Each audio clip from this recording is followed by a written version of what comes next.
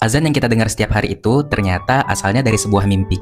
Waktu Nabi Muhammad hijrah ke Madinah, kaum muslimin menunaikan sholat berjamaah sebagaimana biasanya. Tapi waktu itu ada satu masalah, belum ada cara khusus buat ngasih tahu orang-orang kalau waktu sholat itu sudah tiba. Akhirnya Rasulullah bermusyawarah dengan para sahabat untuk membahas hal tersebut. Ada yang mengusulkan supaya menggunakan api sebagai pertanda masuknya waktu sholat, tapi Rasulullah nggak milih itu karena itu adalah kebiasaan kaum Majusi. Terus ada yang ngusulin pakai lonceng, tapi Rasulullah nggak setuju karena itu identik dengan kaum Nasrani. Ada lagi yang ngusulin pakai trompet, tapi Nabi menjelaskan bahwa itu adalah cara kaum Yahudi.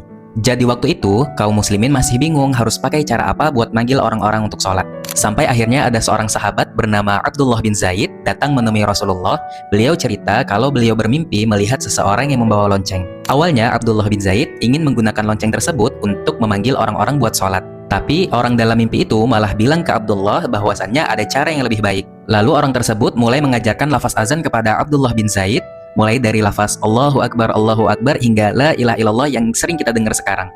Pas dengar cerita itu, Rasulullah langsung bilang kalau mimpi itu adalah mimpi yang benar. Lalu Rasulullah meminta Abdullah bin Zaid untuk mengajarkan lafaz azannya kepada Bilal bin Rabah karena suara Bilal lebih merdu.